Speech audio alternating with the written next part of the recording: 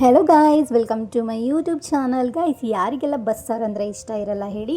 ನಾನಿವತ್ತು ಚಪ್ಪರದ ಅವರೆಕಾಯಿ ಜೊತೆಗೆ ಹೆಸರು ಕಾಳನ್ನ ಹಾಕಿ ಹೇಗೆ ಬಸ್ಸಾರು ಮತ್ತು ಪಲ್ಯ ಮಾಡೋದು ಅನ್ನೋ ರೆಸಿಪಿನ ನಾನಿವತ್ತು ಶೇರ್ ಮಾಡ್ತಾಯಿದ್ದೀನಿ.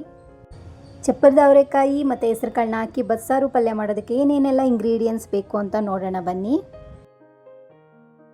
ಚಪ್ಪರದ ಅವರೆಕಾಯಿ ಒಂದು ಅರ್ಧ ಕೆ ಜಿಯಷ್ಟು ತೊಗೊಂಡಿದ್ದೀನಿ. ಹಾಗೆ ನೆನೆಸಿರೋ ಅಂಥ ಹೆಸರು ಕಾಳು ಒಂದು 2 ಕಪ್ಪಷ್ಟು ತೊಗೊಂಡಿದ್ದೀನಿ. ತೆಂಗಿನಕಾಯಿ 1 ಕಪ್ಪು, ಟೊಮ್ಯಾಟೊ 3, ಹಾಗೆ ಹುಣಸೆ ಹಣ್ಣು ಒಂದು ನಿಂಬೆಹಣ್ಣಿನ ಗಾತ್ರದಷ್ಟು ತೊಗೊಂಡಿದ್ದೀನಿ. ಈರುಳ್ಳಿ 1, ಕೊತ್ತಂಬರಿ ಸೊಪ್ಪು ಸ್ವಲ್ಪ, ಬೆಳ್ಳುಳ್ಳಿ 1 ತೊಗೊಂಡಿದ್ದೀನಿ, ಒಣಮೆಣಸಿನಕಾಯಿ 2, ಸಾಸಿವೆ 1 ಟೇಬಲ್ ಸ್ಪೂನ್, ಜೀರಿಗೆ 1 ಟೇಬಲ್ ಸ್ಪೂನ್, ಕರಿಬೇವು 1 ಎಸಳು, ಸಾಂಬಾರ್ ಪೌಡರ್ 2 ಟೇಬಲ್ ಸ್ಪೂನ್, ಅರಿಶಿನ ಪುಡಿ 1/4 ಟೇಬಲ್ ಸ್ಪೂನ್ ಅಷ್ಟು ತೊಗೊಂಡಿದ್ದೀನಿ, ಉಪ್ಪು ರುಚಿಗೆ ತಕ್ಕಷ್ಟು, ಹಾಗೆ ಎಣ್ಣೆ ಒಂದು 4ರಿಂದ 5 ಟೇಬಲ್ ಸ್ಪೂನ್ ಅಷ್ಟು ತೊಗೊಂಡಿದ್ದೀನಿ. ಬನ್ನಿ ಗಾಯ್ಸ್, ಚಪ್ಪರದ ಅವರೆಕಾಯಿ ಮತ್ತು ಹೆಸರು ಕಾಳನ್ನ ಹಾಕಿ ಬಸ್ಸಾರು ಪಲ್ಯನ ಹೇಗೆ ಮಾಡೋದು ಅಂತ ನೋಡೋಣ.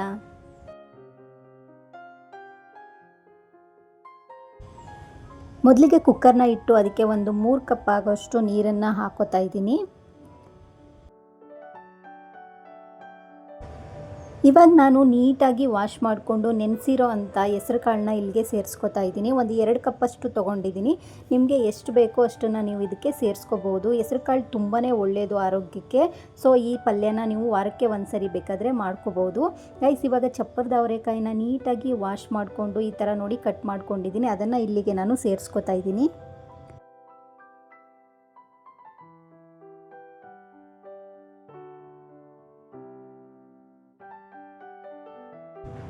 ನಾನಿವಾಗ 1 ಟೇಬಲ್ ಸ್ಪೂನಷ್ಟು ಉಪ್ಪನ್ನು ಇಲ್ಲಿಗೆ ಸೇರಿಸ್ಕೊತಾ ಇದ್ದೀನಿ.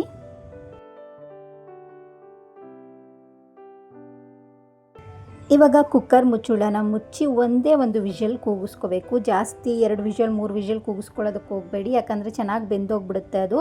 ಸೊ ನೀವು ಒಂದೇ ಒಂದು ವಿಷಲ್ ಮಾತ್ರ ಕೂಗಿಸ್ಕೋಬೇಕು.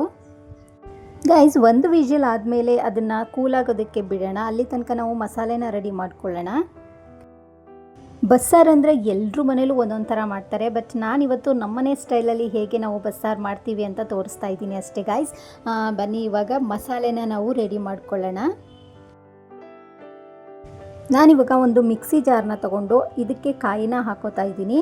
ಕಾಯಿ ತುಂಬ ಜಾಸ್ತಿ ಹಾಕೋದಕ್ಕೆ ಹೋಗಬೇಡಿ, ಅಷ್ಟೊಂದು ಚೆನ್ನಾಗಿ ಆಗೋದಿಲ್ಲ ಸಾಂಬಾರು. ಸ್ವಲ್ಪನೇ ಹಾಕ್ಕೊಳ್ಳಿ. ನಾನು 1 ಕಪ್ಪಷ್ಟು ತೆಂಗಿನಕಾಯಿನ ತೊಗೊಂಡಿದ್ದೀನಿ. ಇದ್ರ ಜೊತೆಗೆ 1 ಈರುಳ್ಳಿನ ನೋಡಿ ಈ ಥರ ಕಟ್ ಮಾಡಿಕೊಂಡು ಹಾಕೋತಾ ಇದ್ದೀನಿ. ನಾನಿವಾಗ ಇದಕ್ಕೆ ಬೆಳ್ಳುಳ್ಳಿನ ಹಾಕೋತಾ ಇದ್ದೀನಿ. ನಾನಿವಾಗ ಕೊತ್ತಂಬರಿ ಸೊಪ್ಪನ್ನ ಇಲ್ಲಿಗೆ ಹಾಕೋತಾ ಇದ್ದೀನಿ. ಇದನ್ನು ಸ್ಕಿಪ್ ಮಾಡ್ಕೋಬೇಡಿ, ಯಾಕಂದರೆ ಒಳ್ಳೆ ಫ್ಲೇವರ್ ಕೊಡುತ್ತೆ ಅಂತಲೇ ಹೇಳ್ಬೋದು. ಜೊತೆಗೆ ಇನ್ನೊಂದು ಒಳ್ಳೆ ಫ್ಲೇವರ್ ಕೊಡೋದು ಸಾಂಬಾರಿಗೆ ಅಂದರೆ ಜೀರಿಗೆನೂ ಕೂಡ ನೀವು ಸ್ಕಿಪ್ ಮಾಡ್ಕೋಬೇಡಿ ಗೈಸ್, ತುಂಬಾ ಚೆನ್ನಾಗಿರುತ್ತೆ. 1 ಟೇಬಲ್ ಸ್ಪೂನಷ್ಟು ಜೀರಿಗೆನ ನಾನು ಸೇರಿಸ್ಕೊಂಡು ಇದ್ರ ಜೊತೆಗೆ 3 ಟೊಮ್ಯಾಟೋನ ನೋಡಿ ಈ ಥರ ನಾನು ಕಟ್ ಮಾಡಿಕೊಂಡು ಹಾಕೋತಾ ಇದ್ದೀನಿ ರುಬ್ಬೋದಕ್ಕೆ. ಗೈಸ್, ನಾನಿವಾಗ ಹುಣಸೆ ಹಣ್ಣಿನ ರಸನ ಸೇರಿಸ್ಕೊತಾ ಇದ್ದೀನಿ. ಹುಣಸೆ ಹಣ್ಣನ್ನು ನೆನೆಸುವಾಗ ಸ್ವಲ್ಪ ಬಿಸಿನೀರಲ್ಲಿ ನೆನೆಸ್ಕೊಳ್ಳಿ, ಆವಾಗ ಬೇಗ ನೆನೆಯುತ್ತೆ ಅಂತಲೇ ಹೇಳ್ಬೋದು. ನಾನಿವಾಗ ಇದಕ್ಕೆ 2 ಟೇಬಲ್ ಸ್ಪೂನಷ್ಟು ಸಾಂಬಾರ್ ಪೌಡರ್ನ ಸೇರಿಸ್ಕೊಂಡು ಇದ್ರ ಜೊತೆಗೆ ಸ್ವಲ್ಪ ನೀರನ್ನು ಸೇರಿಸ್ಕೊಂಡು ನುಣ್ಣಗೆ ರುಬ್ಕೋಬೇಕು.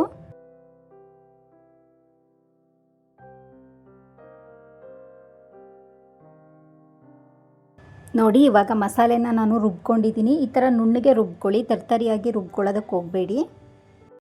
ಇವಾಗ ಹೆಸರು ಕಾಳು ಮತ್ತು ಚಪ್ಪರದ ಅವರೆಕಾಯಿನ ನಾನು ಕುಕ್ಕರಲ್ಲಿ 1 ವಿಷಲ್ ಕೂಗಿಸ್ಕೊಂಡಿದ್ದೆ ಅಲ್ವಾ, ನೋಡಿ ಅದು ತಣ್ಣಗಾಗಿದೆ.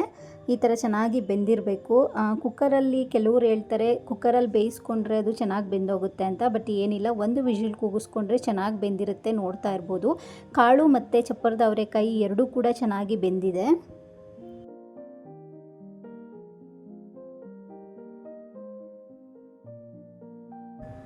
ನಾವಿವಾಗ ಕಾಳು ಮತ್ತು ಚಪ್ಪರದ ಅವರೆಕಾಯಿ ಎರಡನ್ನೂ ಕೂಡ ಬಸ್ಕೊಂಡು ನೀರು ಮತ್ತು ಕಾಳನ್ನೇ ಸಪ್ರೇಟ್ ಮಾಡ್ಕೋಬೇಕಾಗತ್ತೆ. ನೋಡ್ತಾ ಇರ್ಬೋದು, ನಾನಿವಾಗ ಇದನ್ನು ಬೇರೆ ಬೇರೆ ಮಾಡ್ಕೊಂಡಿದ್ದೀನಿ. ಇದು 1 ವಿಷಲ್ ಕೂಗಿಸ್ಕೊಂಡಿರೋದ್ರಿಂದ ನೀವೇ ನೋಡ್ತಾ ಇರ್ಬೋದು ತುಂಬಾ ಸಾಫ್ಟಾಗಿ ಬೆಂದಿರುತ್ತೆ ಕಾಳು ಮತ್ತು ಚಪ್ಪರದ ಅವರೆಕಾಯಿ ಎರಡೂ ಕೂಡ. ಹಾಗೆ ನೋಡಿ, ಇದ್ರ ನೀರನ್ನ ನಾನು ತೆಗೆದಿಟ್ಕೊತಾ ಇದ್ದೀನಿ. ಇವಾಗ ಮೊದಲಿಗೆ ನಾವು ಬಸ್ಸಾರನ್ನ ಮಾಡ್ಕೊತಾ ಇದ್ದೀವಿ.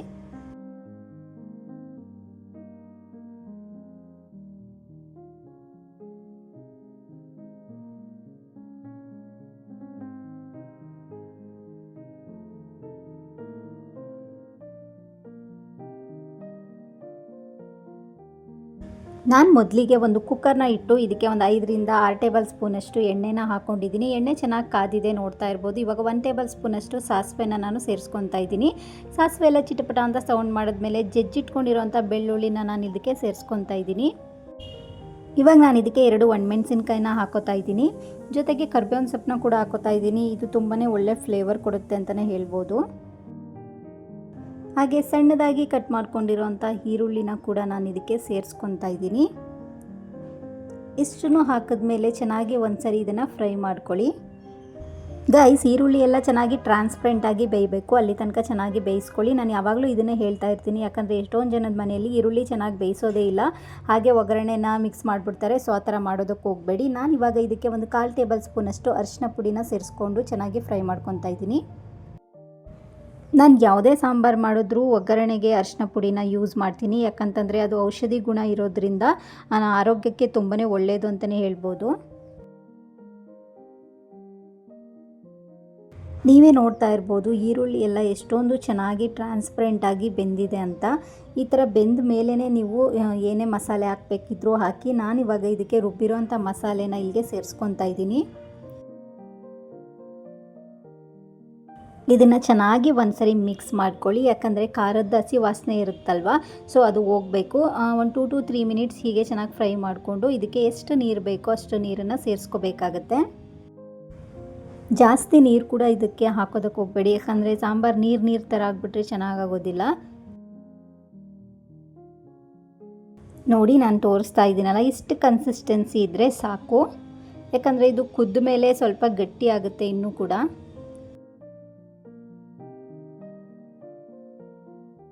ಇವಾಗ ಒಂದು 5 to 10 ಮಿನಿಟ್ಸ್ ಇದನ್ನು ಹಾಗೆ ಕುದಿಯೋದಕ್ಕೆ ಬಿಡೋಣ.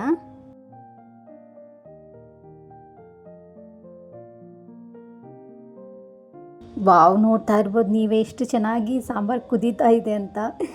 ನಿಜವಾಗ್ಲೂ ಈ ಟೈಮಲ್ಲಿ ಎಷ್ಟು ಒಳ್ಳೆ ಫ್ಲೇವರ್ ಕೊಡುತ್ತೆ ಸಾಂಬಾರು ಅಂದರೆ. ಗಾಯ್ಸ್, ನೀವು ಒಂದ್ಸರಿ ಮನೇಲಿ ಟ್ರೈ ಮಾಡಲೇಬೇಕು ಈ ಬಸ್ಸಾರನ್ನ. ಸಾಂಬಾರು ರೆಡಿ ಆಗೋ ತನಕ ನಾವು ಇನ್ನೊಂದು ಕಡೆ ಪಲ್ಯನ ಮಾಡ್ಕೊಳ್ಳೋಣ ಬನ್ನಿ. ಪಲ್ಯ ಮಾಡೋದಕ್ಕೆ ನಾನು ನೋಡ್ತಾ ಇರ್ಬೋದು ನೀವು 1 ಕಪ್ಪಷ್ಟು ಕಾಯಿ ತುರಿನ ತೊಗೊಂಡಿದ್ದೀನಿ ನಾನು.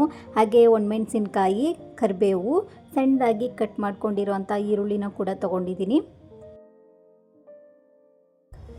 ಜೊತೆಗೆ ಅರಿಶಿನ ಪುಡಿ, ಸಾಸಿವೆ, ಎಣ್ಣೆ ಇಷ್ಟಿದ್ರೆ ಸಾಕು ಗೈಸ್, ಒಂದು ಒಳ್ಳೆ ಪಲ್ಯ ರೆಡಿ ಆಗುತ್ತೆ. ಬನ್ನಿ, ಒಂದು ಪ್ಯಾನ್ನ ಇಟ್ಕೊಂಡು ನಾನು ಇದಕ್ಕೆ ಒಂದು 3ರಿಂದ 4 ಟೇಬಲ್ ಸ್ಪೂನಷ್ಟು ಎಣ್ಣೆನ ಹಾಕೋತಾ ಇದ್ದೀನಿ. ಎಣ್ಣೆ ಕಾದಿದೆ. ಇವಾಗ ನಾನು ಇದಕ್ಕೆ 1 ಟೇಬಲ್ ಸ್ಪೂನಷ್ಟು ಸಾಸಿವೆನ ಇದಕ್ಕೆ ಸೇರಿಸ್ಕೊತಾ ಇದ್ದೀನಿ. ಹಾಗೆ 2 ಒಣಮೆಣಸಿನ್ಕಾಯಿನ ಕೂಡ ಇದಕ್ಕೆ ಹಾಕೋತಾ ಇದ್ದೀನಿ. ಕರಿಬೇವನ್ನ ಕೂಡ ಇದಕ್ಕೆ ಸೇರಿಸ್ಕೊಂಡು ಸಣ್ಣದಾಗಿ ಕಟ್ ಮಾಡಿರುವಂಥ ಈರುಳ್ಳಿನ ಹಾಕ್ಕೊಂಡು ಚೆನ್ನಾಗಿ ಇವಾಗ ಫ್ರೈ ಮಾಡ್ಕೋಬೇಕಾಗತ್ತೆ. ನಾನು ಪಲ್ಯಕ್ಕೆ ಒಣಮೆಣಸಿನ್ಕಾಯಿನೇ ಯೂಸ್ ಮಾಡಿದ್ದೀನಿ, ಹಸಿ ಮೆಣಸಿನ್ಕಾಯಿ ಯೂಸ್ ಮಾಡಿಲ್ಲ, ಯಾಕಂದರೆ ಗ್ಯಾಸ್ಟ್ರಿಕ್ ಆಗುತ್ತೆ ಅನ್ನೋ ಒಂದು ಉದ್ದೇಶಕ್ಕೆ. ನೀವು ಒಣಮೆಣಸಿನ್ಕಾಯಿನೇ ಹಾಕ್ಕೊಂಡು ಇದನ್ನು ಪಲ್ಯನ ಮಾಡ್ಕೋಬೋದು. ನಾನಿವಾಗ ರುಚಿಗೆ ತಕ್ಕಷ್ಟು ಉಪ್ಪನ್ನು ಸೇರಿಸ್ಕೊತಾ ಇದ್ದೀನಿ. ನಾನು ಕಾಳು ಮತ್ತು ಚಪ್ಪರದ ಅವರೆಕಾಯಿನ ಬೇಯಿಸುವಾಗ ಕೂಡ ಉಪ್ಪು ಹಾಕ್ಕೊಂಡಿದ್ದೆ, ಸೊ ನೀವು ನೋಡಿಕೊಂಡು ಉಪ್ಪನ್ನು ಇದಕ್ಕೆ ಸೇರಿಸ್ಕೋಬೇಕಾಗತ್ತೆ.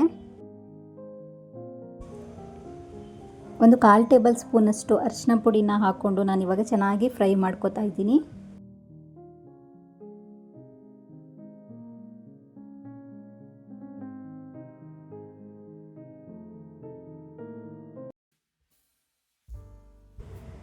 ನಾನಿವಾಗ ಬೇಯಿಸಿಟ್ಕೊಂಡಿರುವಂಥ ಕಾಳು ಮತ್ತು ಚಪ್ಪರದ ಅವರೆಕಾಯಿನ ಇಲ್ಲಿಗೆ ಸೇರಿಸ್ಕೊತಾ ಇದ್ದೀನಿ. ವಾವ್, ನೀವೇ ನೋಡ್ತಾ ಇರ್ಬೋದು ಗ್ರೀನರಿ ಥರ ತುಂಬಾ ಚೆನ್ನಾಗಿ ಕಾಣಿಸ್ತಾ ಇತ್ತು ನೋಡೋದಕ್ಕೆ. ತಿನ್ನೋದಕ್ಕೂ ಕೂಡ ಅಷ್ಟೇ ತುಂಬಾ ಚೆನ್ನಾಗಿರುತ್ತೆ ಗಾಯ್ಸ್, ಒಂದ್ಸರಿ ಟ್ರೈ ಮಾಡಿ ನೋಡಿ ನೀವು.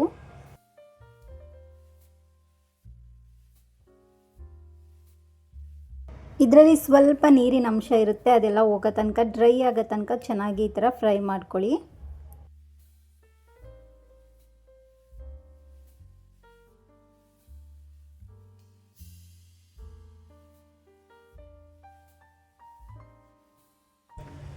ಫೈನಲ್ ಆಗಿ ಈ ಪಲ್ಯ ಒಳ್ಳೆ ಟೇಸ್ಟ್ ಬರಬೇಕು ಅಂದರೆ ಒಂದೇ ಒಂದು ಇಂಗ್ರೀಡಿಯೆಂಟ್ಸ್ನ ಹಾಕಬೇಕು, ಅದು ಏನಂದರೆ ಕಾಯಿ ತುರಿ. ಹೌದು ಗೈಸ್, ಯಾವುದೇ ಪಲ್ಯ ಆದ್ರೂ ಕಾಯಿ ತುರಿ ಇಲ್ಲದೇ ಇದ್ದರೆ ಅದು ಫೈನಲ್ ಆಗಿ ಚೆನ್ನಾಗಾಗೋದಿಲ್ಲ. ಸೊ ನಾನಿವಾಗ ಇದಕ್ಕೆ ಕಾಯಿ ತುರಿನ ಹಾಕ್ಕೊಂಡು ಚೆನ್ನಾಗಿ ಈ ಥರ ಮಿಕ್ಸ್ ಮಾಡ್ಕೊತಾ ಇದ್ದೀನಿ. ಫೈನಲಿ ಪಲ್ಯ ಕೂಡ ರೆಡಿ ಆಯಿತು ಗಾಯ್ಸ್. ಬನ್ನಿ ಇವಾಗ ನಾವು ಇದನ್ನು ಸರ್ವ್ ಮಾಡ್ಕೊಳ್ಳೋಣ. ಬಸ್ಸಾರು ಅಂದರೆ ಮುದ್ದೆ ಇರಲೇಬೇಕಲ್ವಾ, ಸೊ ನಾನಿವಾಗ ಬಸ್ಸಾರು ಜೊತೆ ಮುದ್ದೆನ ಮಾಡ್ಕೊಂಡಿದ್ದೀವಿ.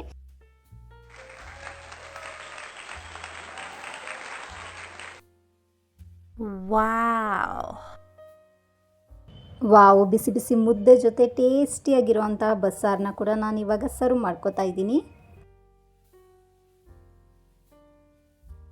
ಹಾಗೆ ಟೇಸ್ಟಿ ಆ್ಯಂಡ್ ಯಮ್ಮಿ ಆಗಿರುವಂತಹ ಪಲ್ಯನೂ ಕೂಡ ನಾನು ಇವಾಗ ಇದನ್ನು ಸರ್ವ್ ಮಾಡ್ಕೋತಾ ಇದ್ದೀನಿ ಗಾಯ್ಸ್. ನೋಡ್ತಾ ಇರ್ಬೋದು ಕಲರ್ಫುಲ್ಲಾಗಿ ಎಷ್ಟು ಚೆನ್ನಾಗಿ ಕಾಣಿಸ್ತಾ ಇದೆ ಅಂತ. ಪಲ್ಯ ಇರ್ಬೋದು, ಮುದ್ದೆ, ಬಸ್ಸಾರು, ಇದು ಒಂದು ಒಳ್ಳೆ ಕಾಂಬಿನೇಷನ್ ಅಂತಲೇ ಹೇಳ್ಬೋದು ಗಾಯ್ಸ್. ಈ ಬಸ್ಸಾರು ಮತ್ತು ಪಲ್ಯದ ಜೊತೆ ಮುದ್ದೆ ತಿಂದಮೇಲೆ ಫೈನಲ್ ಆಗಿ ಅನ್ನ ಇಲ್ಲದಿದ್ದರೆ ಹೇಗೆ ಊಟ ಕಂಪ್ಲೀಟ್ ಆಗುತ್ತೆ ಅಲ್ವಾ. ಸೊ ಬನ್ನಿ ನಾವು ಅನ್ನನೂ ಕೂಡ ಸರ್ವ್ ಮಾಡ್ಕೊಳ್ಳೋಣ.